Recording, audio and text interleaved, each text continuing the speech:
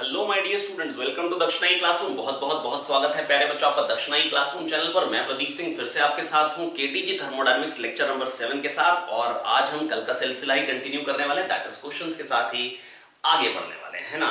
और कल हमने स्टार्ट किया था एक अच्छे क्वेश्चन के साथ जिसमें थोड़ा सा छोटा सा पार्ट मैकेनिक्स का था, और उसके बाद हम हल्के हल्के गैस लॉस के ही बेसिकली क्वेश्चंस कह सकते थे। ऐसा कुछ भी नहीं था जो फिजिक्स में पढ़ा उससे ही हो सकते थे, केमिस्ट्री की नॉलेज से भी हो सकते थे, दोनों जगह ये चीज पढ़ाई जाती है।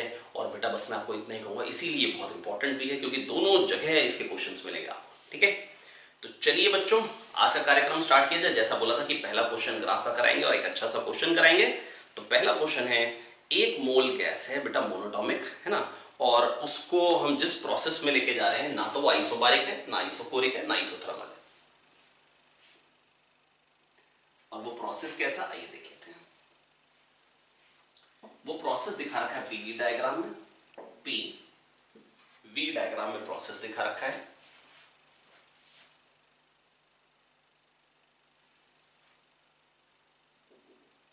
Three P naught initial pressure है, फाइनल प्रेशर है पी नॉट, इनिशियल वॉल्यूम है वी नॉट और फाइनल वॉल्यूम है 2v नॉट। ठीक है, बिल्कुल। 1 मोल मोनोएटॉमिक गैस,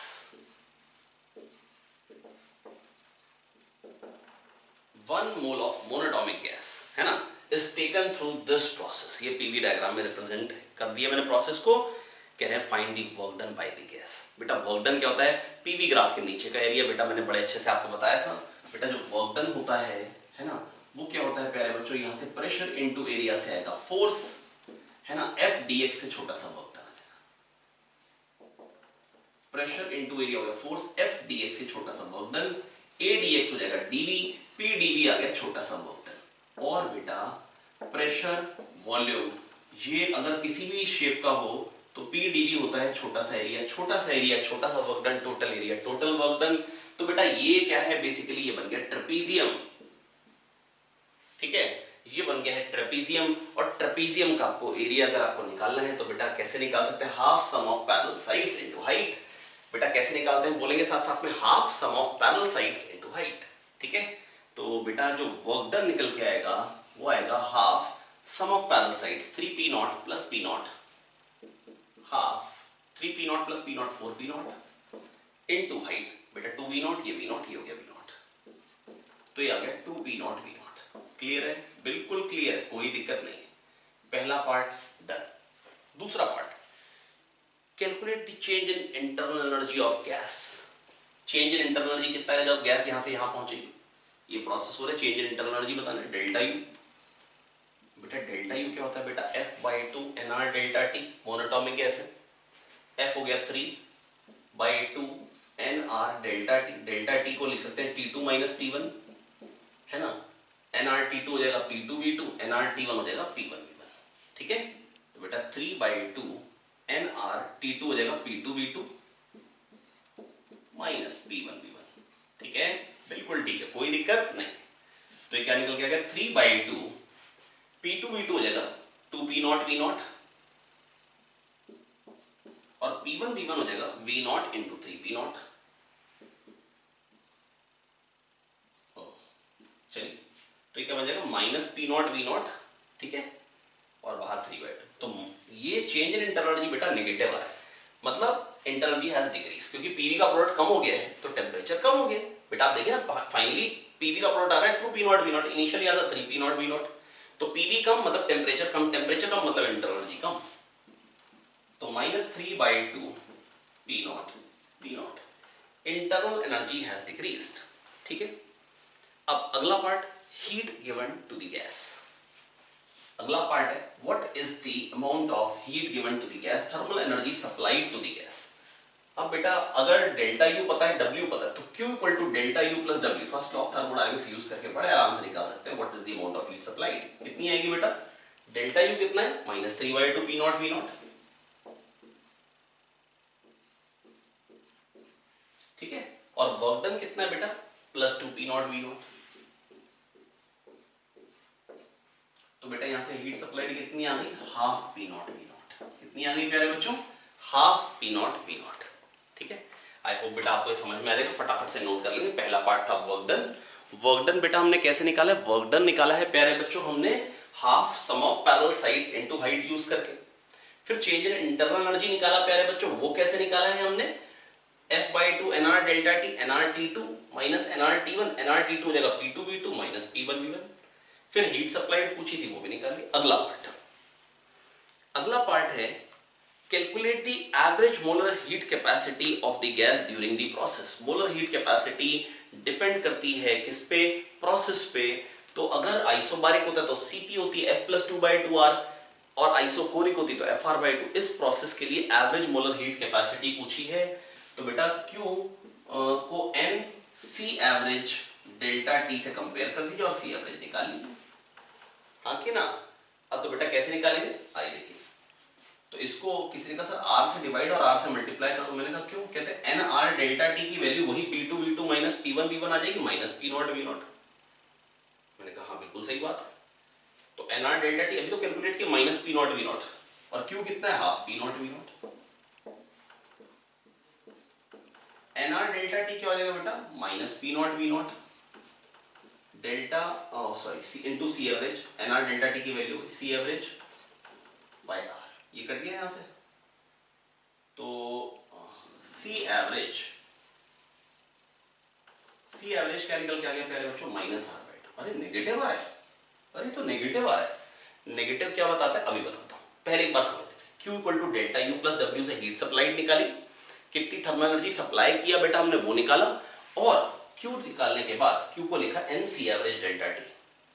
बेटा NC डेल्टा T मतलब अगर 1 मोल का टेम्परेचर 1 डिग्री सेंटीग्रेड से बढ़ाने के लिए C एनर्जी दे रही है, तो N मोल का टेम्परेचर 1 डिग्री सेंटीग्रेड से बढ़ाने के लिए NC और डेल्टा T से बढ़ाने के लिए NC डेल्टा T। जैसे अगर बेटा अगर एवरेज वेलोसिटी V है तो T टाइम में कितना ट्रेवल करेगा? V average into T। नहीं तो बेटा क्या करना पड़ता है? VdT का इंटीग्रल। अगर C as a function of temperature होता तो NCdT का इंटीग्रेशन करता। अब एवरेज अगर निकालनी है तो NC average delta T, R से मल्टीप्लाई डिवाइड किया ताकि NR डेल्टा T की वैल्यू P2V2 माइनस P1V1 जो अभी निकाली थी पिछले पार्ट में वो यूज कर पाऊं। बेटा थोड़ा सा लिख के करना पड़ेगा। अगर आप ये सोच रहे हैं मैं कर रहा हूं और आप बड़े आराम से बैठ के समझ लेंगे तो कोई फायदा नहीं। आप बेटा एक एक स्टेप समझें, एक एक स्टेप लिखें। इनफैक्ट आप पहले अटेम्प्ट करें, बाद में मेरा सोल्यूशन सुने। तो यहां से बेटा C एवरेज आ गया माइनस R/2। ये क्या बता रहा है?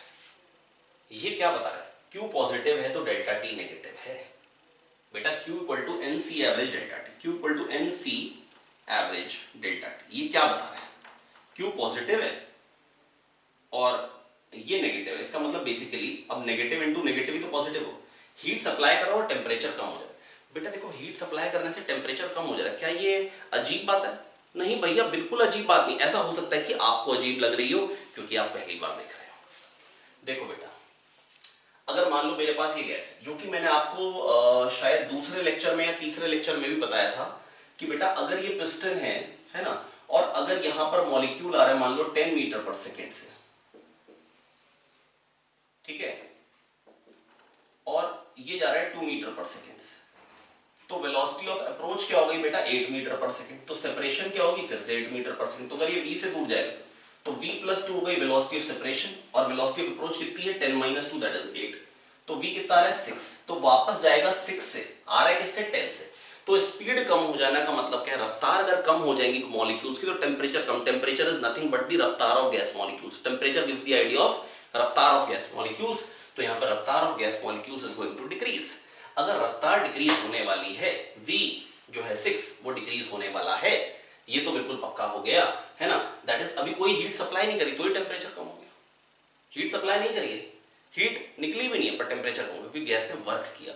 जब एक्सपेंशन होगा तो बेटा मॉलिक्यूल टकरा के हल्के जाएंगे। अब सोचो मैं यहां पे एक मोमबत्ती जला दूं, है ना, बिल्कुल हल्की सी आग लगा दूं, तो क्या होगा?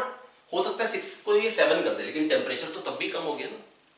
तो बेटा अगर मैं इसको जबरदस्ती पिस्टन को खींचता जाऊं और गैस मॉलिक्यूल से जबरदस्ती वर्क करवाता जाऊं, तो बेटा क्यों मैंने हीट सप्लाई करी, है ना, और मैंने जो वर्क करवाया गैस से वो बहुत ज्यादा करवा दिया, इसको खिंचवा दिया ज्यादा। तो बेटा ये तो पक्का ही है ना कि अगर ये कम था और ये ज्यादा है तो बेटा बराबर कम होंगे जब डेल्टा यू नेगेटिव हो। कहां से वो वर्क कर पा रही है? बेटा मेरे को घर से 100 रुपए आए, मान लो मैं स्टूडेंट, मैंने खर्च किए 200, इसका मतलब मेरे पास पहले जो मेरे पास अपने पैसे थे वो भी मैंने खर्च किए। एनर्जी आई कम, वर्क किया ज्यादा, इसका मतलब कुछ इंटरनल एनर्जी कम हो गई, इसका मतलब कुछ इंटरनल एनर्जी कम हो गई है। आई होप मैं आपको समझा पा रहा हूं। हीट आई कम है, वर्क किया ज्यादा है, इसका मतलब इंटरनल एनर्जी हैज डिक्रीज्ड, इसका मतलब प्यारे बच्चों internal energy has decreased, temperature has decreased, internal energy has decreased. क्या तो आ गया बच्चों? कोई दिक्कत नहीं है, कोई परेशानी नहीं है, कोई हाय तौबा नहीं है प्यारे बच्चों। फिर से बता रहा हूँ, हीट सप्लाई कम करी, जैसे मान लो 10 जूल, वर्क हुआ 20 जूल, है ना, तो इसका मतलब कुछ इंटरनल एनर्जी भी कम हुई 10 जूल। कैसे 20 जूल वर्क कर पाए? हीट तो कम सप्लाई करी थी। आई होप बेटा मैं आपको समझा पाया हूँ। ठीक है, तो मैं आपको बस बेटा यही बताना चाह रहा हूँ कि Q equal to delta U plus W को बड़े आराम से सोचिए। अगर बेटा मोमबत्ती लगा के आप हीट दे रहे हो और वर्क ज्यादा करवा दे रहे हो, पक्का है कि internal energy is going to decrease, है ना। क्वेश्चन ये बहुत ही प्यारा है।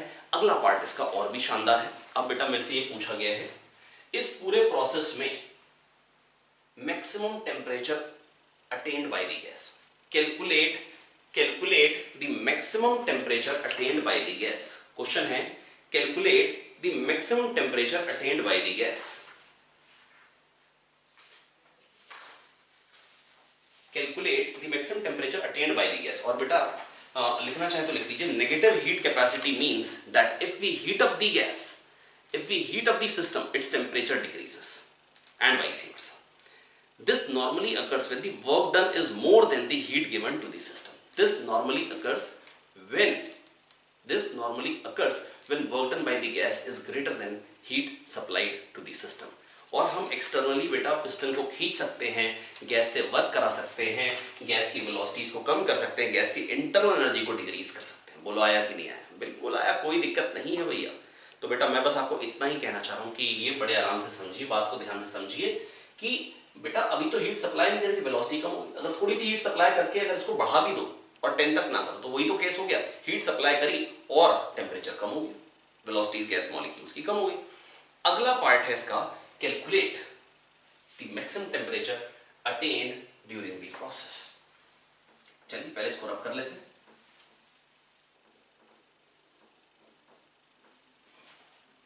मैं कोशिश कर रहा हूं प्यारे बच्चों आपको एक एक चीज क्लियर करते चले जाओ बहुत ध्यान से। बेटा maximum temperature attain during the process, ऐसा करते ऊपर वाली चीजों को मिटाते, 1 मोल मोनोटॉमिक गैस है तो हमको याद ही हो चुकी है बात। चलिए भाई अब देखो बेटा, पीवी का प्रोडक्ट जब मैं इधर से इधर जाऊंगा, मतलब टेम्परेचर जो है बढ़ेगा कम होगा, क्या होना चाहिए? बेटा मैं आपको ये कह रहा हूं, इसको ना थोड़ा सा और इधर से बना दीजिए बेटा। जैसे कोई आइसोथर्म होता है ना बेटा, आइसोथर्म क्या होता है बेटा, मतलब एक particular temperature P equal to nRT by V, तो P inversely proportional to V, ऐसा होता है बेटा। टेम्परेचर अगर मैं बढ़ाऊंगा, जैसे मान लो टेम्परेचर डबल करूं तो आइसोथर्म कैसा है? ऐसा। और बढ़ा दूं तो कैसा आएगा, है ना, ग्राफ और ऊपर निकल जाएगा। और बढ़ा दूं तो बेटा मैं बस आपको इतना कहना चाह रहा हूं, कोई भी अगर मान लो यहां से यहां लेके जा रहा हूं तो बेटा पहले क्या हो रहा है, ज्यादा टेम्परेचर आ रहा है, ये आइसोथर्म ज्यादा वाला है ना, टेम्परेचर बढ़ रहा है और फिर घट रहा है। बेटा मेरी बात सुनिए, ये मान लो टेम्परेचर T है, ये 2T और ये मान लो 3T है, तो टेम्परेचर बढ़ रहा है और उसके बाद 3T से फिर 2T वाले पे जा रहे हैं और फिर T वाले पे जा रहे हैं। आई होप बच्चों मैं आपको समझा पाया हूं, है ना। और मैक्सिमम कौन सा वाला आएगा बेटा, जिस आइसोथर्म को जस्ट ये टच कर जाए, बस वो हो गया मैक्सिमम टेम्परेचर वाला आइसोथर्म, और वही हो गया मैक्सिमम टेम्परेचर। अगर ये मैक्सिमम टेम्परेचर वाला आइसोथर्म, मैक्सिमम टेम्परेचर कौन सा होगा, वो आइसोथर्म जो इसको टच कर जाएगा, जो उस आइसोथर्म का टेम्परेचर है वही इस प्रोसेस में मैक्सिमम टेम्परेचर आएगा। मैं फिर से बता दे रहा हूं बेटा, ये पीवी डायग्राम जिसमें इनिशियल जो प्रेशर था वो 3P0 था और जो वॉल्यूम थी वो V0 थी, फाइनल प्रेशर जो था बेटा वो P0 था और जो वॉल्यूम थी बेटा वो 2V0 थी। मैं आपको ये कहना चाह रहा हूं, मेरी बात सुनेंगे बहुत ध्यान से, कि अगर कोई आइसोथर्म ऐसा हो, है ना, अलग टेम्परेचर का ऐसा है, उससे अलग टेम्परेचर का ऐसा है और उससे अलग टेम्परेचर का मान लो जस्ट टच कर रहा है। बेटा ये बड़ा ही इंपॉर्टेंट क्वेश्चन है, बहुत ध्यान से सुनिएगा, है ना, बहुत फेमस चीज है और IIT बेटा ज्यादा फोकस इन्हीं चीजों पे करती है जो चीजें फेमस होती हैं, जो नॉर्मल चीजें हैं, हाई फाई चीजें बहुत ज्यादा नहीं है बेटा IIT, है ना। आप ये समझिए नॉर्मल चीजें बहुत अच्छे से आनी चाहिए, ये बहुत ही इंपॉर्टेंट है। तो बेटा देखो ये ज्यादा कम टेम्परेचर होगा तो P equal to nRT by V, वो ये रहेगा। बेटा आइसोथर्म्स तो ऐसे ही होते हैं ना, है ना, और ऊपर फिर और ऊपर और ऊपर, इनफाइनाइट में तो मतलब दूर जाके तो सबके सब मिलने ही वाले एक जगह पे। तो बेटा मैं बस आपको ये कह रहा हूँ, पहले ही ज्यादा टेम्परेचर बढ़ रहा है, मतलब अगर मैं इधर को जा रहा हूँ तो ये ज्यादा टेम्परेचर वाला आइसोथर्म्स को मिल रहा है। मान लो TA 2TA 3TA 4T, और फिर 4T से 3T और 3T से 2T और फिर T होगा आगे। तो बेटा टेम्परेचर पहले बढ़ेगा फिर घटेगा, ये तो बिल्कुल पक्का है। अब मैक्सिमम टेम्परेचर कितना आएगा, मैक्सिमम टेम्परेचर कितना आएगा, आइए निकालने की कोशिश करें मैक्सिमम टेम्परेचर, बिल्कुल निकालेंगे। अब ऐसा करते हैं, एक बार रब कर देते हैं पूरा बोर्ड और फिर दोबारा से करते हैं सॉल्व, मैक्सिमम टेम्परेचर को निकालने की कोशिश करते हैं। आइए फटाफट से एक मशक्कत करी जाए, मैक्सिमम टेम्परेचर को निकाला जाए। मैं चाहूंगा कि आप स्क्रीन पॉज करके एक बार खुद से भी अटेम्प्ट करें, तभी मजा आएगा, है ना। तो हालांकि क्वेश्चन इंपॉर्टेंट है, तो इस क्वेश्चन का मैं रिवीजन एक बार फिर कराऊंगा, है ना। जैसे ही लेक्चर का एंड होगा तो लेक्चर के एंडिंग में इसका रिवीजन जरूर मैं आज ही डाल दूंगा ताकि वो आप अच्छे से देखें, ठीक है। और मैं चाहूंगा कि इस क्वेश्चन के बाद आप आगे का देखें और फिर एंड में जब रिवीजन आएगा तो रिवीजन के साथ साथ भी साथ में लिखते चले जाएं, तभी फायदा है।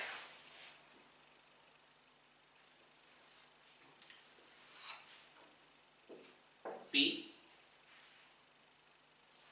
V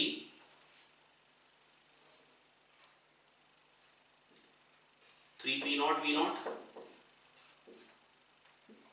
P naught to V naught, इसकी इक्वेशन क्या हो जाएगी, देखो V नॉट पीछे आ रहा हूं तो 2P नॉट से प्रेशर बढ़ जाएगा, V नॉट और पीछे आऊंगा तो प्रेशर क्या हो जाएगा, जीरो पे, मतलब जीरो पे जो प्रेशर आएगा वो 5P नॉट है। मैं जानता हूं ऐसा नहीं होने वाला है, जीरो पे वॉल्यूम जीरो नहीं होने वाली है, लेकिन मैं इमेजिनरी बात कर रहा हूं, है ना, डॉटेड से। मेरे को प्रेशर, मेरे को देखो इसको करने के दो तरीके हैं, मैं दोनों तरीके आपको बहुत कायदे से बताऊंगा। टेम्परेचर होता है PV बाय NR, N तो 1 मोल है। प्रेशर क्या हो गया बच्चों, प्रेशर हो गया, pressure as a function of volume लिख लीजिए पहले, वो क्या आ जाएगा 5P नॉट, तो यहां पे प्रेशर है। जब ध्यान सुनेंगे, मेरी बात सुनेंगे ध्यान से, 5P नॉट यहां पे प्रेशर, बेटा P as a function of V निकालना तो आप ये भी कह सकते हैं P minus 3P naught upon V minus V naught. बेटा y minus y1 upon x minus x1 equal to y2 minus y1, है ना। 3P naught minus P naught 2P naught upon V naught minus 2V naught minus V naught, है ना। तो आप ऐसे लिख सकते हैं जैसे आपका मन करे, ठीक है। तो आप यहां से बेटा P as a function of V लिख सकते हैं। और मतलब अगर मैं बताऊं तो मैं बस आपको ये कहूंगा, यहाँ पे बेटा जो प्रेशर है वो 5P नॉट है ना, और वॉल्यूम तो यहाँ पे जीरो है, वॉल्यूम यहाँ पे क्या है बेटा जीरो। अब बेटा जब मैं V नॉट आगे जाता हूं तो प्रेशर 2P नॉट से घटता है, जब मैं V नॉट आगे जाता हूं तो प्रेशर 2P नॉट से घटता है, जब मैं 1 आगे जाऊंगा तो pressure 2P naught by V naught से घटेगा, जब मैं V आगे जाऊंगा तो कितने से घटेगा, जब मैं V आगे जाऊंगा तो प्रेशर घटेगा 2P naught V by V naught, इतने से घटेगा। तो 5P नॉट था, 2P naught V by V naught से घट जाएगा और ये हो जाएगा, खत्म बात है। तो pressure as a function of volume आ गया, भले आप यहां से निकालें भले आप यहां से निकाल लीजिए, आपको आंसर सेम मिलेगा और अलग मिलेगा ही क्यों भाई, है ना। ठीक है भैया, तो ये आ गया प्रेशर। मैं फिर से बता दे रहा हूं, जब V नॉट आगे जाता हूं तो 2P नॉट से घटता है, जब 1 आगे जाऊंगा तो इतने से घटेगा, जब V आगे जाऊंगा तो इतने से घटेगा, तो V आगे जाऊंगा तो इतने से घटेगा, तो मतलब V आगे जाऊंगा तो 5P नॉट था, जब V आगे जाऊंगा तो इतने से घटेगा, लिख दी। तो pressure as a function of volume आ गया। तो टेम्परेचर की वैल्यू क्या होगी, PV बाय NR, P कितना है 5P naught minus 2P naught V by V naught, ठीक है। ये हो गया pressure PV by NR, N कितना था 1 और R।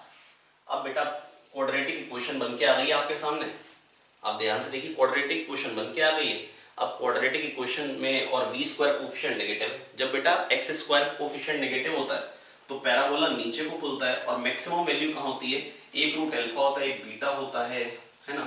Alpha plus beta by 2 पे बेटा मैक्सिमा आता है, मैक्सिमा आता है अल्फा प्लस बीटा बाई 2। नहीं तो बेटा आप डी बाई डी को जीरो कर दीजिए, किस वॉल्यूम पे मैक्सिमा आएगा ये पता लग जाएगा, ठीक है। तो बेटा मैं बस आपको इतना ही कहना चाहूँगा, बेटा इतनी बात हमको मालूम होनी चाहिए, है ना, मतलब अगर तो अगर इतनी बात नहीं मालूम है तो दिक्कत की बात है। तो पी नॉट कॉमन लीजिए, ये क्या हो जाएगा 5v minus 2v square by V naught by R. ये पी नॉट आया था बाहर कॉमन, है ना। अब बेटा देखो, एक तो वॉल्यूम जीरो वाला रूट आ रहा है और दूसरा रूट कौन सा आ रहा है, एक मतलब जो जहां पे टेम्परेचर जीरो आ रहा है, टेम्परेचर जीरो मतलब जो मैंने आपको बताया जो दो रूट्स आ रहे हैं इसके जो दो रूट्स आ रहे हैं वो क्या आ रहे हैं, एक तो वॉल्यूम जीरो आ रही है और दूसरी क्या आ रही है बेटा, इसको अगर जीरो करेंगे तो क्या बन जाएगा, इस क्वांटिटी को जीरो करेंगे तो 5v0/2। तो बेटा ये दो रूट्स आ रहे हैं, ठीक है बेटा, जो बड़े आराम से आप निकाल सकते हैं। जीरो करिए इसको, एक तो वॉल्यूम जीरो पे जीरो हो रहा है और दूसरा कहां जीरो हो रहा है, 5v0/2। तो मैक्सिमम टेम्परेचर कहां आएगा, Tmax will occur at 5v0/4, alpha plus beta by 2, that is 5v0/4। तो 5v0/4 पुट करिए और मैक्सिमम टेम्परेचर निकाल लीजिए। जगह यहां थोड़ी कम बची है नीचे, तो ये लिख चुके थे आप लोग, है ना। तो बेटा यहां से मैंने क्या किया बेटा, मैक्सिमम टेम्परेचर कितना आ जाएगा 5v0/4 पे, तो p0/r, v हो गया 5v0/4 और यहां क्या बचेगा बेटा 5 माइनस 2v/v0, 5v0/4 इंटू 2 क्या हो जाएगा 5/4 इंटू 2, 5/2 है ना, 5 माइनस 5/2 क्या हो जाएगा 5/2।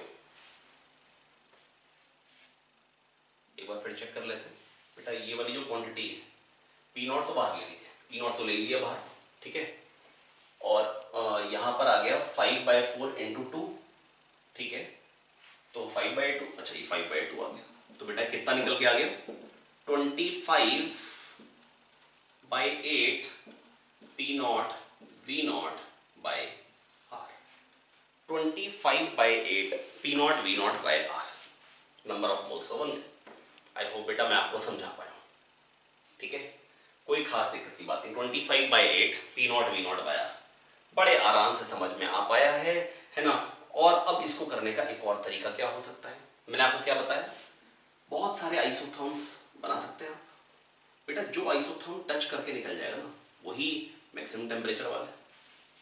तो आपने P निकाल लिया था as a function of V, 5p0, P की वैल्यू भी आपने निकाल ली थी, 5p0 माइनस 2p0 v/v0, ठीक है, ये प्रेशर ही तो लिखा था PV/NR में। अब बेटा ये P को लिख दीजिए nRT/V। अलग अलग टेम्परेचर वाले, देखो मैं कोई भी टेम्परेचर पुट करूंगा ना तो क्वाड्रेटिक बनेगी, दो रूट है, मेरे को वो टेम्परेचर बताना है जो जिसके लिए जस्ट ये टच करता है, जिसके लिए इक्वल रूट्स की कंडीशन हो जाए। तो बेटा आप वॉल्यूम में क्वाड्रेटिक बनाइए, डिस्क्रिमिनेंट को जीरो कर दीजिए, आपके पास वो टेम्परेचर आ जाएगा, वो टेम्परेचर वाला आइसोथर्म आ जाएगा जो जस्ट को टच करके निकाल रहा है, दैट इज मैक्सिमम टेम्परेचर वाला isotherm, that is maximum temperature जो इस पे अकर करने वाला है वो आपको पता लग जाएगा। चलिए तो फटाफट से ऐसा करते हैं, निकालते हैं क्वाड्रेटिक क्या बन रही, 5p0 v minus 2p0 v square by v0 is equal to nRT, number of mole तो 1 है, RT, तो 2p0 v square by v0 minus 5p0 v, इसको इधर लेके जा रहा हूं, प्लस RT इक्वल टू 0। बेटा मेरे को वो टेम्परेचर चाहिए जिसके लिए इस क्वाड्रेटिक का एक ही रूट हो जाए, मतलब वाला मैं आइसोथर्म की बात कर रहा हूं, जो मैक्सिमम टेम्परेचर वाला आइसोथर्म जो इसको टच कर सकता है, जो इस पे मैक्सिमम टेम्परेचर आएगा, है ना। तो बेटा ये हो गया दूसरा तरीका। एक और जो मैंने आपको बताया, बस यहाँ पे डिस्क्रिमिनेंट को जीरो करिए। डिस्क्रिमिनेंट क्या होता है प्यारे बच्चों, b स्क्वायर, 5p0 का square, b square minus 4ac, 2p0 by v0 RT। बस बेटा आपके पास कंडीशन आ चुकी है, आइए देखते हैं क्या आ रही है। वैल्यू क्या आ रही है बेटा, पहले आई थी 25/8 P naught V naught by R. अब चेक करते हैं क्या हम सही पे पहुंच रहे हैं, अलग पे पहुंच रहे हैं। 25 पी नॉट स्क्वायर, उसको उधर ले जाइए 8 P naught R T by V naught. अरे वाह, ये तो वही आ गया 25/8 P naught V naught by R. 25/8 P naught V naught by R. अरे वाह भाई वाह, शानदार। तो बेटा बस मैं आपको ये कहूँगा कि बेटा हमने किया क्या। बेटा देखो, अगर बेटा बहुत सारा आइसोथर्म इसको कट करके निकाल सकते हैं। मैक्सिमम टेम्परेचर, जितना टेम्परेचर ज़्यादा उतना ऊपर जाएगा, ये मैक्सिमम टेम्परेचर वाला इसको टच कर, इसके बाद तो बेटा वो ऊपर से निकल जाएगा। तो मैं ये कह रहा हूँ कि जिस बेटा pressure as a function of volume लिखा, प्रेशर को लिखा एनआरटी बाय वी, एक आइसोथर्म की इक्वेशन लिखी। जब जिस टेम्परेचर के लिए डिस्क्रिमिनेंट 0 हो जाए, बस बेटा वही मैक्सिमम टेम्परेचर वाला आइसोथर्म। हर एक के लिए तो दो रूट्स आएंगे, पर जो टेम्परेचर वाला इसको जस्ट टच करेगा उसके लिए तो इक्वल रूट्स की कंडीशन हो जाएगी। दोनों रूट बिल्कुल एक ही जगह पे आ गए, बस डिस्क्रिमिनेंट को 0 किया, आपने मैक्सिमम टेम्परेचर निकाल लिया। दैट इज हमने क्या किया बेटा, मैथ्स यूज करी। आई होप मैं आपको समझा पाया हूँ। हालांकि इसी क्वेश्चन के पास मैं इसी क्वेश्चन को दोबारा कराऊंगा, है ना, बिल्कुल लेक्चर के एंड में। बेटा रीजन ये होगा कि ऐसा करते हैं, लेक्चर के एंड में मैं बार बार कह रहा हूँ इसको अभी कर लेते हैं रिवाइज, है ना, ताकि बेटा ये मेरे को बहुत अच्छे से क्लियर हो जाए। मैं एक एक स्टेप को, है ना, मतलब स्क्रीन रिकॉर्डिंग दिखा रहा हूँ, लिखता जा रहा हूँ, और साथ साथ में आप मेरा फेस भी देख पाएंगे। तो कोशिश करते बेटा इसको एक बार और देख लेते, क्योंकि क्वेश्चन काफ़ी इंपॉर्टेंट है, और अगर ये आ गया तो मैं मान सकता हूँ कि बेटा चीज़ बहुत अच्छे से क्लियर हो जाएगी, है ना। ये टॉपिक मतलब ये क्वेश्चन आना बहुत जरूरी है। क्वेश्चन नहीं बेटा, एक पर्टिकुलर ये जो वैरायटी है जिसको मैंने आज टच की, बहुत ही इंपॉर्टेंट है ना। तो चलिए ऐसा करते हैं, इसको फटाफट से पहले रिवाइज कर लेते हैं, फिर आगे देखते हैं आज का कार्यक्रम। यहाँ पर बेटा मोनोटॉमिक गैस है। आइए क्वेश्चन देखते हैं। पूरा सॉल्व नहीं करूंगा, जस्ट आपको तरीका बताना चाहता हूँ प्यारे बच्चों। क्या बताना चाहता हूँ, तरीका बताना चाहता हूँ प्यारे बच्चों कि कैसे क्वेश्चन कर सकते हैं। जस्ट एक सेकंड, पानी पिएंगे।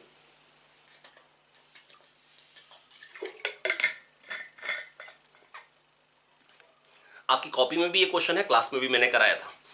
पूछा है इस प्रोसेस में जब यहां से यहां गैस आ रही है ए से बी की तरफ, ये प्रोसेस हो रहा है, पूछ रहे हैं work done, change in internal energy, work और हीट सप्लाइड, और एवरेज मोलर हीट कैपेसिटी। करें सॉल्व, बिल्कुल करेंगे। वर्क डन मतलब पीवी ग्राफ के नीचे का एरिया, ट्रेपीजियम का एरिया, बच्चा बच्चा निकाल लेता गांव का, half of sum of parallel sides into height.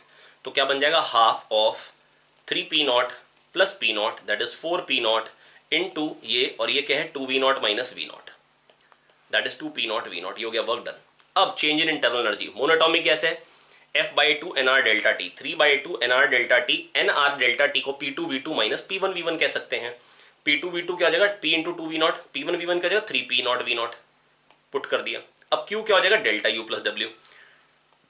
Delta U भी पता है, W भी पता है, तो क्या Q निकल आएगा, बिल्कुल निकल आएगा। अब Q को क्या लिख सकते हैं, NC average delta T, NC delta T लिखिए बेटा।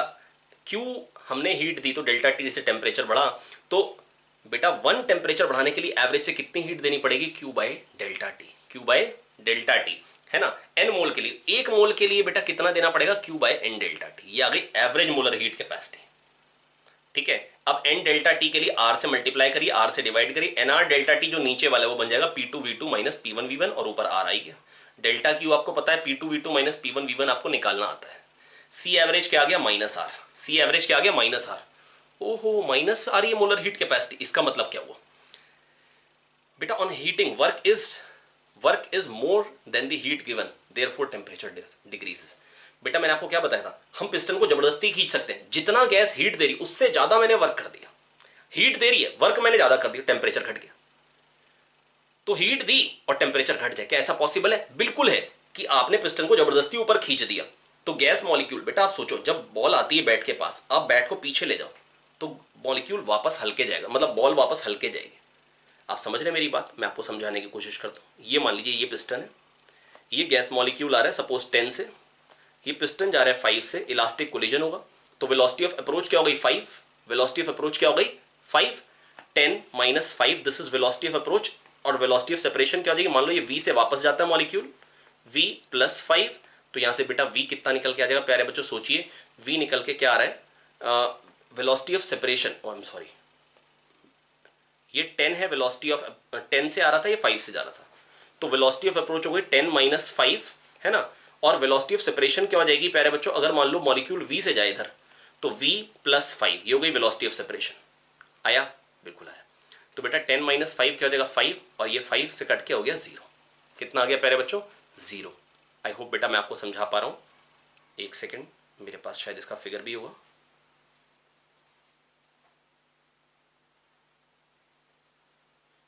एक सेकेंड, बस एक सेकेंड।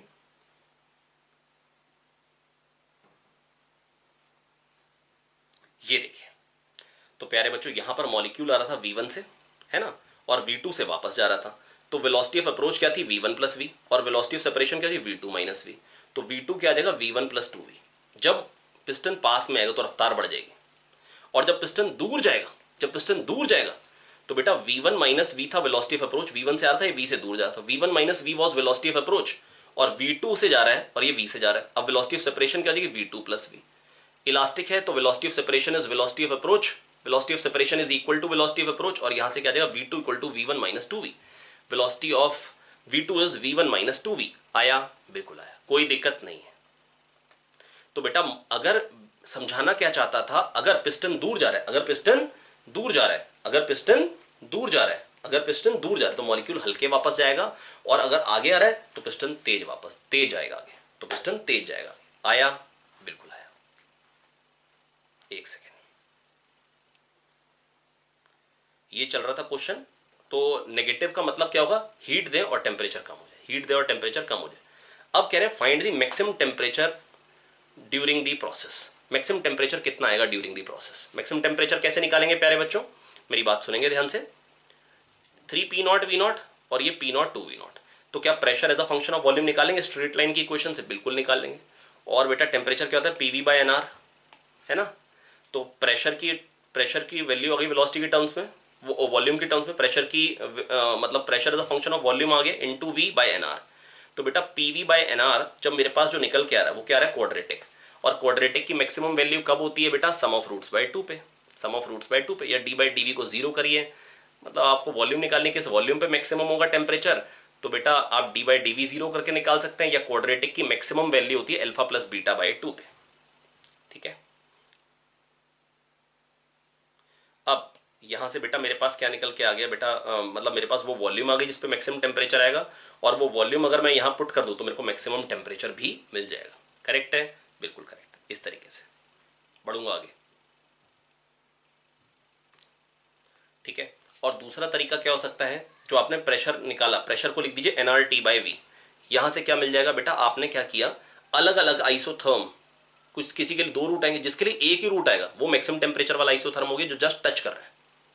तो बेटा nRT बाई वी लिखिए, और इसमें डिस्क्रिमिनेंट को अब 0 कर दीजिए, दैट इज एक ही रूट आ रहा है। 2 रूट होंगे तो टेम्परेचर अभी, मतलब देखो मैं आपको बस इतना कहना चाह रहा हूं, अगर मान लो कि थोड़ा सा बड़ा करते हैं, अगर ऐसे है मान लीजिए ये एक आइसोथर्म, ये दूसरा टेम्परेचर बड़ा वाला आइसोथर्म, और टेम्परेचर बड़ा वाला आइसोथर्म, और जस्ट टच करने वाला, तो इधर से इधर जाएंगे तो टेम्परेचर पहले बढ़ रहा है, तो पहले क्या होगा, टेम्परेचर जो होगा बढ़ेगा, और फिर टेम्परेचर क्या होगा, कम होगा।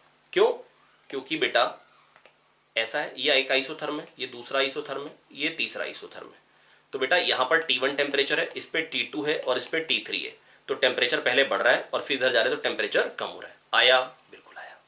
तो बेटा मैं उस आइसोथर्म की बात करूं जो जस्ट टच कर जाए, इसको टच कर जाए जहां पे मैक्सिमम टेम्परेचर हो, तो इसको nRT बाई वी के बराबर करिए। एक ऐसा टेम्परेचर होगा जिसके लिए एक ही रूट आएगा, जैसे मतलब इक्वल रूट की कंडीशन हो जाए, डिस्क्रिमिनेंट को 0 करिए, डायरेक्टली मैक्सिमम टेम्परेचर निकाल लीजिए। आया, बिल्कुल आया। चलिए ये बच्चों एक क्वेश्चन और देखते हैं। क्वेश्चन है, मैंने इस तरीके का क्वेश्चन आपको कराया था, जैसे वो गैस कॉलम में आपको प्रेशर निकलवाया था P equal to P0 e की power minus mgh by RT, है ना। उसी तरीके का एक और क्वेश्चन करा रहा हूं बेटा आपको। An ideal gas off molar mass m is fitted in a horizontal cylindrical, ध्यान सुनिए, an ideal gas off molar mass m is filled in a horizontal cylinder closed eight one and. ठीक है, horizontal cylinder है, closed eight one and, the cylinder rotates with a constant angular velocity omega about a vertical axis passing through open end of the cylinder. ठीक है, I hope ये आपको लिखा हुआ भी आ रहा है, तो आप बेटा देख सकते हैं और नोट कर लें। An ideal gas off molar mass m is filled in a horizontal cylinder closed eight one and, The cylinder rotates with a constant angular velocity omega about a vertical axis passing through the open end of the cylinder. The pressure at the axis of the cylinder is P naught and temperature T. Find the air pressure as a function of distance r from the rotation axis in isothermal condition. ठीक है भैया, isothermal condition है और axis पे जो pressure है यहां पे P नॉट है, तो pressure as a function of R बताना है। ठीक है, तो बेटा कैसे करेंगे आइए देखते हैं, है ना। कहीं पर भी आप छोटा सा x लीजिए और x पे एक dx ले लीजिए, है ना। तो ये x प्लस dx हो गया पोजीशन, ये x, यहां पर प्रेशर P मान लीजिए, है ना, P इंटू ए, और यहां पर फोर्स आ गया P इंटू ए, और यहाँ पे प्रेशर हो गया P प्लस डी, तो P प्लस डी इंटू ए। आप समझ ही सकते हैं बेटा, आगे जाते जाते प्रेशर बढ़ना चाहिए। क्यों? क्योंकि बेटा यहाँ पर जो प्रेशर है वो इतने पार्ट को सेंट्रीपिटल फोर्स प्रोवाइड करेगा, यहाँ जो होगा वो इतने सारे पार्ट को सेंट्रीपिटल फोर्स प्रोवाइड करेगा। आप सोच के देखिए, या आप कह सकते हैं सेंट्रीफ्यूगल फोर्स आ रहा है बाहर को, तो बेटा जितने ज्यादा मॉलिक्यूल्स का सेंट्रीफ्यूगल फोर्स ऐड होगा, यहाँ पे प्रेशर ज्यादा होगा, यहाँ और ज्यादा होगा, डीएम ओमेगा स्क्वायर आर सब पे बाहर को आ रहा है ना। तो बेटा जैसे मान लो लोग खड़े हुए एक के बाद एक के बाद एक, इस पे फोर्स आया, इसने उसको पुश किया, उस पे भी फोर्स आ रहा था, तो मैंने F1 दिया, उस पे F2 खुद पे आ रहा था, तो अगले वाले पे तो F1 प्लस F2 लगा ना यार, है ना। तो बेटा मैं बस आपको ये कहना चाह रहा हूँ कि आगे जाते जाते प्रेशर बढ़ेगा। करेक्ट है, बिल्कुल करेक्ट है। आप ऐसे करिए ना, हाथ को घुमाइए जोर से, आपको फील होगा यहाँ पे प्रेशर आपको ज्यादा फील होगा, क्योंकि ब्लड पे भी सेंट्रीफ्यूगल फोर्स आ रहा है बाहर को, है ना, तो यहाँ पे प्रेशर ज्यादा है। यहाँ पे आपको नहीं फील होगा, है ना, आपको यहाँ फील होगा बेटा प्रेशर। इनफैक्ट आप देर तक घुमाते रहेंगे तो यहाँ पे स्वेल कर देगा। तो बेटा मैं बस आपको ये कहना चाह रहा हूँ कि यहाँ पर क्या हो जाएगा बेटा, P plus D P into A minus P है, तो डी पी इंटू ए हो गया अंदर को फोर्स बराबर dm rho A d x हो गई वॉल्यूम, वॉल्यूम इंटू डेंसिटी हो गया mass, dm omega square x. आया? बिल्कुल आया, कोई दिक्कत नहीं है। ठीक है, तो यहाँ पर बेटा P plus D P A minus P है, तो टोटल फोर्स अंदर को ये हो गया बराबर रो ए डी एक्स हो गई वॉल्यूम, वॉल्यूम इंटू डेंसिटी हो गया मास, एम ओमेगा स्क्वायर एक्स।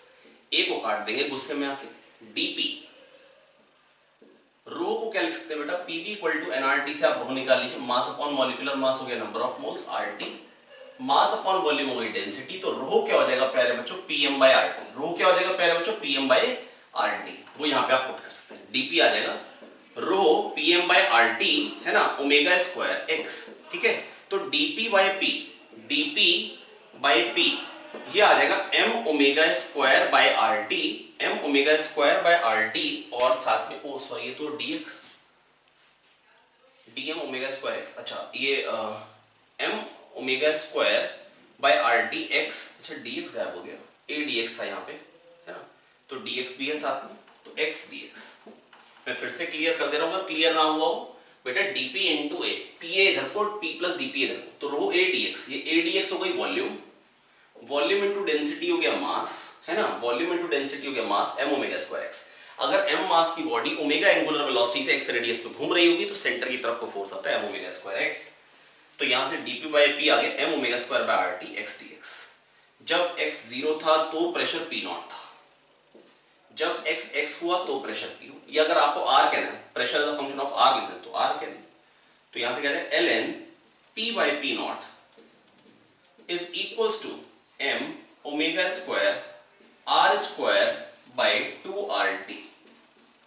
और बेटा ये क्या हो जाएगा, p इक्वल टू बेटा log of x to the base a, अगर y होता तो x होता है a की पावर y, ln क्या होता है बेस e, तो e की पावर ये आ जाएगा, तो p equal to P naught e to the power m omega square r square by 2r। बेटा क्लियर नहीं हुआ होगा तो बेटा आप क्या करेंगे, एक बार रिवाइंड करें, दोबारा से देख लें, है ना। हर एक चीज को अगर मैं बहुत बार बताऊंगा तो बेटा लेक्चर बहुत लेंदी हो जाएगा। ठीक है, तो इसको आप देख लेंगे एक बार। ठीक है, चलिए बढ़ते हैं अगले क्वेश्चन की तरफ।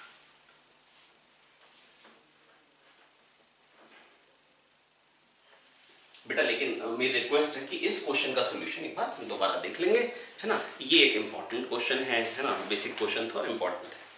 अगला क्वेश्चन बेटा, क्वेश्चन आपके सामने है, आइए क्वेश्चन को एक बार पढ़ते हैं। Find the pressure of air in a vessel being evacuated as a function of evacuation time t.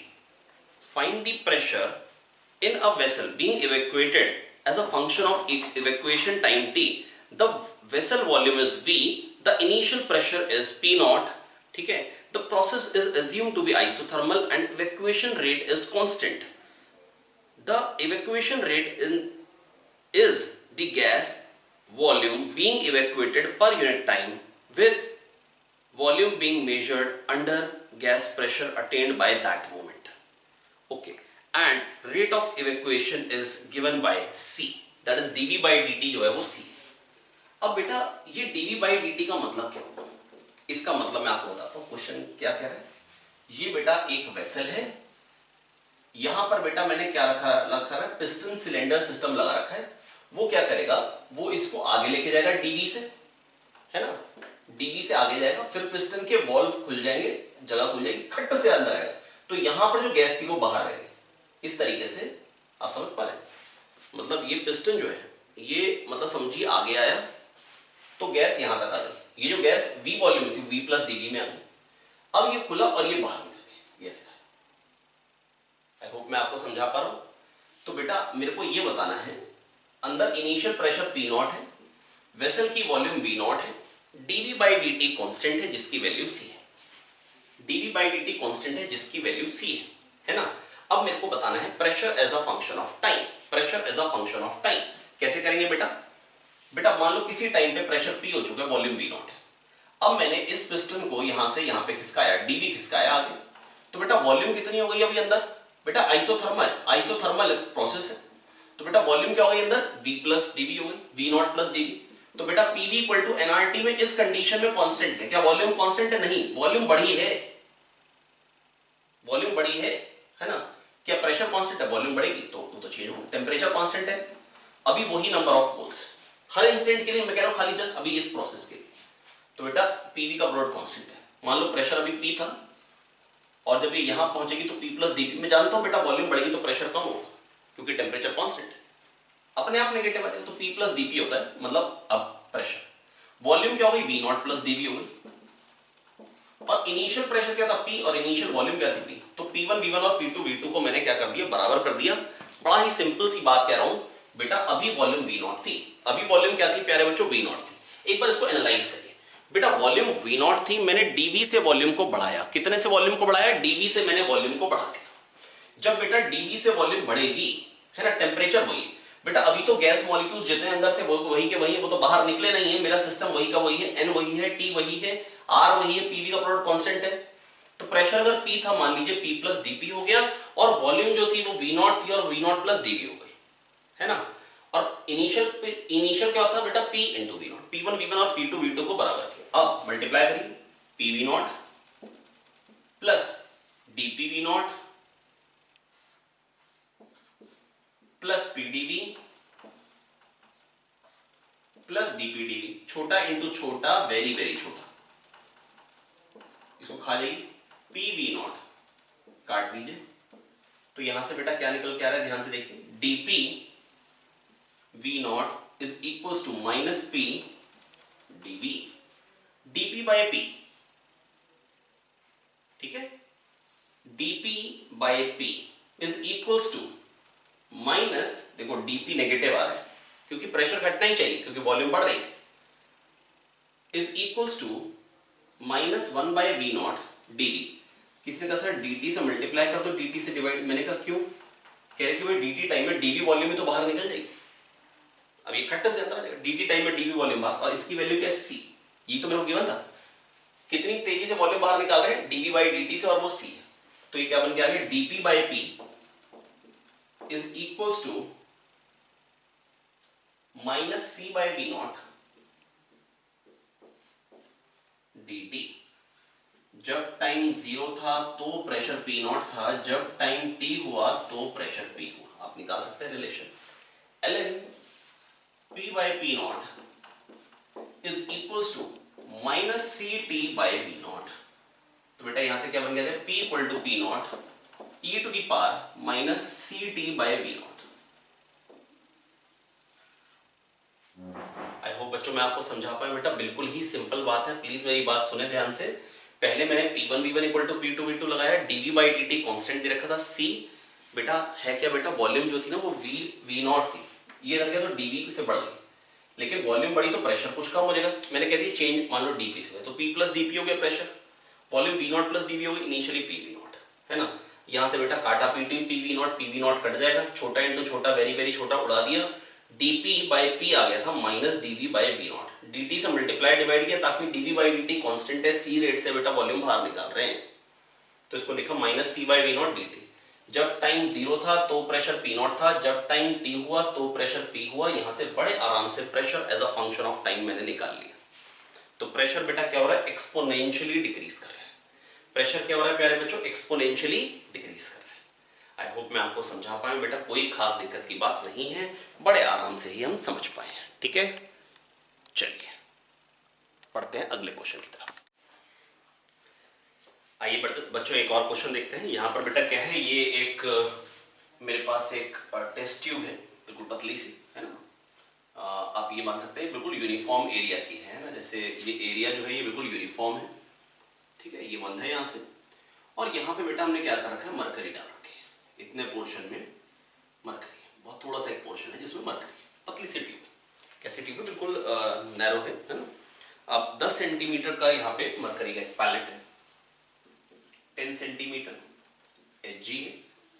Atmospheric pressure जो है, जो एटमॉस्फेरिक प्रेशर है that is 75 centimetre of H G, ठीक है। और जो एयर है बेटा इसके अंदर वो है 20 सेंटीमीटर। अब बेटा मैंने क्या किया, इसको मैंने क्या किया, ऐसे कर दिया, सपोज करिए कि मैंने इसको कर दिया 53 डिग्री एंगल पे, वर्टिकल से 53 डिग्री एंगल पे, हॉरिजॉन्टल से 53 डिग्री एंगल पे कर दिया, ठीक है। तो आपको बताना है एयर की लेंथ क्या होती है। बेटा अभी तो 10 सेंटीमीटर ऑफ एच जी से यहाँ पे प्रेशर बढ़ रहा था, लेकिन जब मैंने ऐसा कर दिया ना बेटा, आप ध्यान समझिए, ये पतली सी ट्यूब है बेटा, अब 10 साइन 53 से बढ़ेगा, ये 53 डिग्री एंगल है, तो नीचे नीचे कितना आ रहा है उससे प्रेशर बढ़ता है। तो बेटा 10 साइन 53 जो प्रेशर बढ़ेगा ना बेटा, अब वो 10 साइन 53 से बढ़ेगा, that is 8 centimetre of H G से प्रेशर बढ़ेगा। दैट इज यहां पर पहले अगर 75 सेंटीमीटर था तो ये 75 यहां था, तो यहां प्रेशर क्या हो जाएगा, 85 सेंटीमीटर ऑफ एच जी था, और अब क्या हो जाएगा 85 सेंटीमीटर ऑफ एच जी से अब क्या हो जाएगा 75 प्लस 8, अब यहां पे हो जाएगा 83। तो प्रेशर जो है बेटा वो चेंज हो गया।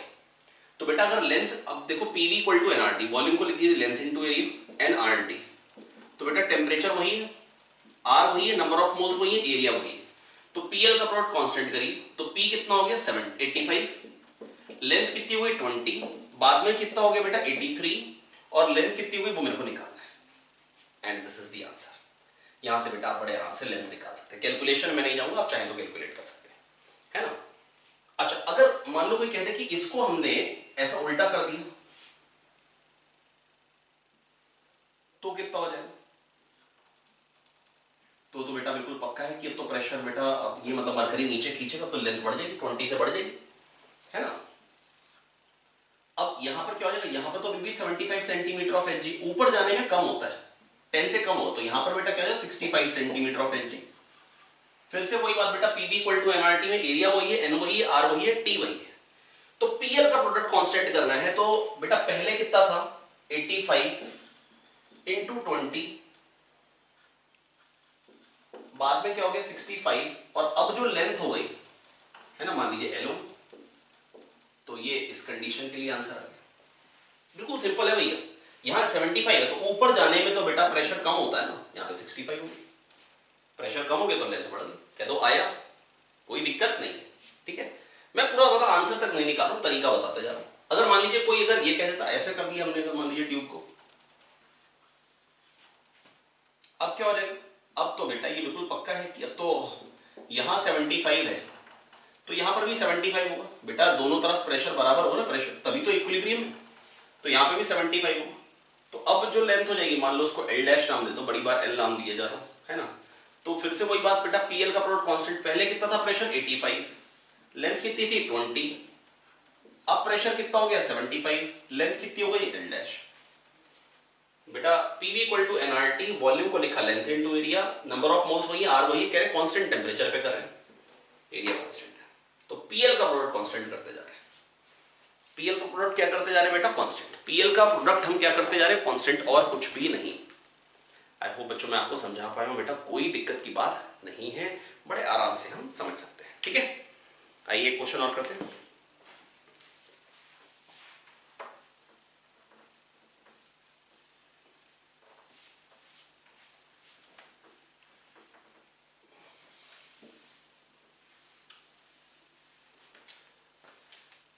ये एक डिब्बा है, ये एक डिब्बा है, बीच में अभी हमने स्टॉपर लगा रखा है, यहाँ पे प्रेशर P1 है, वॉल्यूम V1 है, टेम्परेचर T1 है। नंबर ऑफ मोल्स हम निकाल सकते हैं PV बाय RT से, मान लेते हैं गिवन ही N1। सिमिलरली P2, V2 और T2 अगर गिवन हो, क्या नंबर ऑफ मोल्स निकाल सकते हैं? N2 बिल्कुल निकाल सकते हैं। अब इसको खोल दिया, ये पूरा सील्ड है ना, मतलब एडियाबैटिक वॉल है पूरी, तो कहीं हीट बाहर नहीं जा सकती। ठीक है बच्चों, अब बताने कि फाइनल प्रेशर क्या हो जाएगा, फाइनल टेम्परेचर क्या हो जाएगा। इधर थी सपोज करिए मोनोटॉमिक गैस, और इधर थी सपोज करिए डायटॉमिक गैस। कैसे करेंगे बेटा? बेटा अगर एडियाबैटिक है तो हीट तो बाहर जाएगी नहीं, और बेटा पूरी वॉल्स फिक्स है, तो बेटा वॉल की मूवमेंट भी नहीं हो रही है, तो गैस वर्क भी नहीं कर रही है, गैस के कारण वर्क डन जीरो, और heat exchange with the surrounding वो भी जीरो। तो क्यू भी जीरो है, Q equal to delta U plus W अगर मैं देखूं तो क्यू भी जीरो है, बाहर हीट जा नहीं सकती, वर्क गैस कर नहीं रहे, तो डेल्टा यू क्या हो जाएगा? जीरो। इसका मतलब इनिशियल इंटरनल एनर्जी और फाइनल इंटरनल एनर्जी को बराबर कर देंगे। तो बेटा 3/2 N1R T1 मोनोटॉमिक गैस है, इसके लिए 5/2 N2R T2 बराबर 3/2 जो भी इसके नंबर ऑफ मोल्स से, अब फाइनल टेम्परेचर तो मिक्सिंग के कारण बराबर हो, मान लो T2 T1 से बड़ा था, फाइनल टेम्परेचर तो बराबर 3/2 N1RT जो भी इसके नंबर ऑफ मोल्स से पहली वाली गैस के, और 5/2 N2RT। बस बेटा आर गया, आर गया, आर गया, 2 गया, 2 गया, 2 गया, 2 गया, आर गया। तो यहां क्या देगा? 3N1T1 plus 5N2T2 upon 3N1 plus 5N2। ये आ गया फाइनल टेम्परेचर। अब प्रेशर बता रहा हूं, तो बेटा टोटल नंबर ऑफ मोल्स जो इधर थे पहले P1 V1 बाय RT1, मान लो N1 N2 ना गिवन होते, P2 V2 बाय RT2, ये पहले नंबर ऑफ मोल्स थे। फाइनल प्रेशर क्या हो गया? P फाइनल, और फाइनल वॉल्यूम क्या हो गई? V1 plus V2 by R T final, और T फाइनल क्या है? ये यहां पे पुट कर दीजिए और फाइनल प्रेशर निकाल लीजिए, सिंपल, खत्म। तो एक नंबर ऑफ मोल्स को कांस्टेंट करना होता है, एक इंटरनल एनर्जी इनिशियल और इंटरनल एनर्जी फाइनल बराबर करना होता है। ऐसे क्वेश्चन बेटा ये भी बिल्कुल ही मतलब एक सेट पैटर्न के क्वेश्चंस हैं, ये भी बेटा आपको बहुत अच्छे से आने चाहिए, है ना, ये करने भी। तो आई होप बेटा मैं आपको ये समझा पाया, है ना। बेटा नहीं आ पाया तो दोबारा से रिवाइंड करके देखें, एक इंटरनल एनर्जी बराबर करिए और एक इनिशियल और फाइनल नंबर ऑफ मोल्स, कैसे क्वेश्चन हो सकते हैं, बस मैं आपको वैरायटी दिखाता चला जा रहा हूं। ठीक है, आइए एक क्वेश्चन और देखते हैं, है ना, आज का लास्ट क्वेश्चन। मैं जानता हूं टाइम अप होने की कंडीशन में आ रहा है, चलिए आज का आखिरी question. A thin tube sealed at both ends is 100 centimetre long, 100 centimetre लंबी ट्यूब है,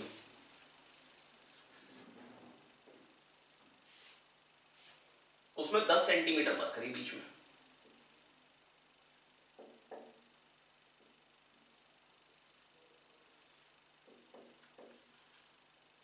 दैट इज ये भी 45 सेंटीमीटर है, दोनों तरफ प्रेशर बराबर है, इधर भी 45 सेंटीमीटर और इधर भी 45 सेंटीमीटर है। 100 centimetre, a thin sealed tube, a thin tube sealed at both ends is 100 centimeter long, it lies horizontally, the middle 0.1 meter contains mercury, middle 0.1 meter contains 10 centimeter contains mercury, and the two ends containing air at standard atmospheric pressure, standard atmospheric pressure पे है, ठीक है, ठीक है, that is 76 centimetre of Hg। दोनों तरफ जो pressure है P naught that is 76 centimetre of Hg।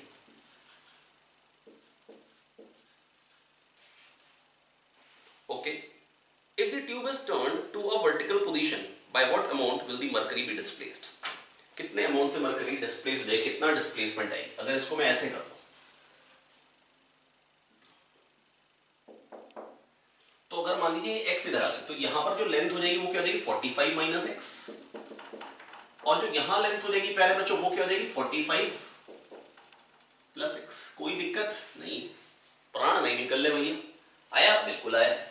तो अब यहां पे प्रेशर क्या हो जाएगा, मान लीजिए P1 हो जाएगा, यहां पे प्रेशर क्या हो जाएगा P2 हो जाएगा। अब बेटा कह रहे टेम्परेचर रिमेन्स कांस्टेंट है ना थ्रू आउट द प्रोसेस, है ना, डायथर्मिक वॉल्स का टेम्परेचर कांस्टेंट है। अब अगर टेम्परेचर कांस्टेंट है P1 PV equal to nRT, volume को लिखिए लेंथ इनटू एरिया, बताइए लेंथ इनटू एरिया। क्या क्या चीज कांस्टेंट है? एरिया कांस्टेंट है, n कांस्टेंट है, r कांस्टेंट है, t कांस्टेंट है। तो PL का प्रोडक्ट कांस्टेंट है। पहले क्या था प्रेशर 76 इंटू 45, ये PL की वैल्यू पहले। अच्छा बाद में कितनी हो गई? बाद में PL कितना हो जाएगा? यहां पे प्रेशर हो गया P1 और वॉल्यूम क्या हो गई 45 प्लस एक्स, ठीक है। अब यहां पे प्रेशर क्या P2 जिसकी वैल्यू क्या होगी P1 प्लस 10। भैया अगर ये 10 है तो यहां पे प्रेशर अगर P1 सेंटीमीटर ऑफ Hg है तो यहां पे P1 प्लस 10 हो जाएगा। करेक्ट है, बिल्कुल करेक्ट है, कोई दिक्कत नहीं है। तो P1 निकाल लीजिए, P1 कितना आ गया 76 इंटू 45 अपॉन 45 प्लस एक्स, ये P1 हो गया। तो P2 क्या हो जाएगा प्यारे बच्चों? P2 हो जाएगा P1 plus 10, 76 into 45 upon 45 plus x plus 10, ये हो गया P2, ठीक है। और P2 L2 कितना हो गया 45 माइनस एक्स, ठीक है, ये हो गया P2 L2 नीचे वाली length is equals to initial pressure कितना था बेटा P1 L1 पहले वाला कितना था 76 प्रेशर था और लेंथ कितनी थी 45। एक ही इक्वेशन x में और एक ही वेरिएबल सॉल्व करेंगे तो x की वैल्यू आ जाएगी 2.95 centimetre, that is x is approximately equal to 3 centimetre. बेटा मैंने कोशिश करी कि आपको हर एक वैरायटी को मैंने आपको बेटा टच किया है। बस बेटा एक रिक्वेस्ट है कि आप लोग बहुत ध्यान से एक एक क्वेश्चन को समझ ले, ताकि अगर ये आपको समझ में आ गए तो फिर कोई भी क्वेश्चन ऐसा नहीं रहेगा जिसको करने में आपको आफत आएगी। तो बेटा आई होप ये आपको समझ में आ गया होगा। बेटा करा क्या बेटा, यहाँ पर 76 इंटू 45, बेटा PV इक्वल टू nRT में V को लिखा length into area, number of moles जो है इधर वो वही रहेंगे और दोनों तरफ बराबर ही थे। RT सब constant, number of mole constant, area constant. इसको अगर इससे कंपेयर करें, ऐसे मतलब पलटा दें, तो बेटा PL का प्रोडक्ट कांस्टेंट, क्योंकि एरिया वही है, नंबर ऑफ मोल वही है गैस के, R वही है, T वही है ना। तो PL का प्रोडक्ट 76 इंटू 45 बराबर, अगर ऊपर का pressure P1 into 45 plus x, और ऐसे ही P2 इंटू 45 माइनस एक्स हो जाएगा 76 इंटू 45। और फिर हमने क्या किया बेटा, P1 प्लस 10 बराबर P2। तो बेटा पहले हमने P1 L1 is equal to P2 L2 लगा के हमने क्या किया, यहां से P1 निकाल लिया x के टर्म, और फिर P1 प्लस 10 से हमने P2 निकाल लिया, और लेंथ क्या हो गई 45 माइनस एक्स। और पहले क्या थी बेटा, प्रेशर क्या था 76 और लेंथ क्या थी 45, बस बराबर के यहाँ से x की वैल्यू आप निकालेंगे तो अप्रोक्सीमेटली 3 सेंटीमीटर आ जाएगी। कितनी आ जाएगी? 3 सेंटीमीटर। आई होप बच्चों मैं आपको समझा पाया हूँ। तो बेटा 2 दिन से 2 क्लासेस से लगातार बेटा हम क्वेश्चन प्रैक्टिस करते जा रहे हैं, और मेरे को ऐसा लग रहा है कि बेटा मैंने ना काफी सारी वैरायटी को टच कर दिया। अगर मैं कहूँ कि सारी वैरायटी टच कर दिए तो बिल्कुल भी नहीं, मैं सारी वैरायटी में टच नहीं कर पाया हूँ, है ना। कुछ क्वेश्चंस अब आपको होमवर्क भी दे रहे हैं बेटा, अब आप वो होमवर्क डिस्कशंस भी अटेंड करिए। तो बेटा सारी वैरायटी तो तभी टच हो पाएगी जब आप साथ में क्वेश्चंस खुद भी प्रैक्टिस करेंगे, और सारी मैं टच कर दूंगा तो बेटा बहुत ज्यादा स्पून फीडिंग हो जाएगी, तो उससे फायदा नहीं होगा, है ना।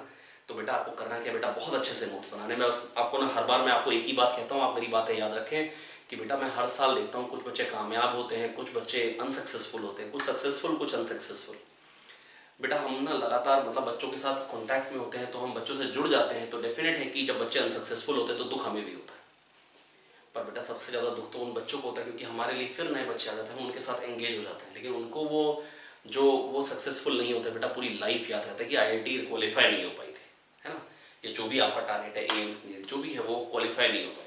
तो बेटा कोशिश करें आज इतनी मेहनत करें ताकि बेटा लाइफ लॉन्ग ये ना सोचना पड़े कि काश थोड़ी सी मेहनत कर ली होती, टैलेंटेड तो मैं था ही, थोड़ी सी मेहनत कर ली होती और काम बन जाता। तो बेटा बढ़िया करके मेहनत करें, चीज़ को बहुत अच्छे से समझें, एक एक चीज़ को बहुत अच्छे से समझें, है ना, और तभी बेटा कामयाब हो भी पाएंगे, है ना। तो जस्ट बेटा मैं आखिरी बात आपको कहना चाहता हूँ, बेटा बढ़िया करके मेहनत करें और आगे बढ़ें, है ना। कीप वर्किंग हार्ड, प्यारे बच्चों, लगातार मेहनत करें बेटा, है ना। जब लगातार मेहनत करते हैं तो बेटा तभी क्रिस्टियानो रोनाल्डो बनते हैं, तभी मेसी बनते हैं बेटा, ऐसे तो बनते नहीं है। सचिन तेंदुलकर ऐसे नहीं बना करते। तो कुछ बड़ा करना लाइफ में तो बड़ी मेहनत तो करनी पड़ेगी, है ना। तो चलिए इन्हीं बातों के साथ आज खत्म करते हैं और कल मुलाकात होती है ना। कल हालांकि मैं आपको नेक्स्ट टॉपिक से ही इंट्रोड्यूस करने वाला हूँ, एडियाबैटिक प्रोसेस के साथ, है ना। और क्वेश्चन का सिलसिला चलता रहेगा होमवर्क डिस्कशंस में। जितने मेरे को लगता था करा देने चाहिए उतने मैंने करा दिए, है ना। एक वैरायटी है जो छोटी सी, जिसको मैं टच करना चाहूँगा, तो मैं छोटी सी वैरायटी को टच करूँगा और कल हम बेसिकली सबसे पहला हमारा टारगेट होगा एडियाबैटिक प्रोसेस को खत्म किया जाए, ठीक है। चलिए प्यारे बच्चों, keep working hard, bye bye.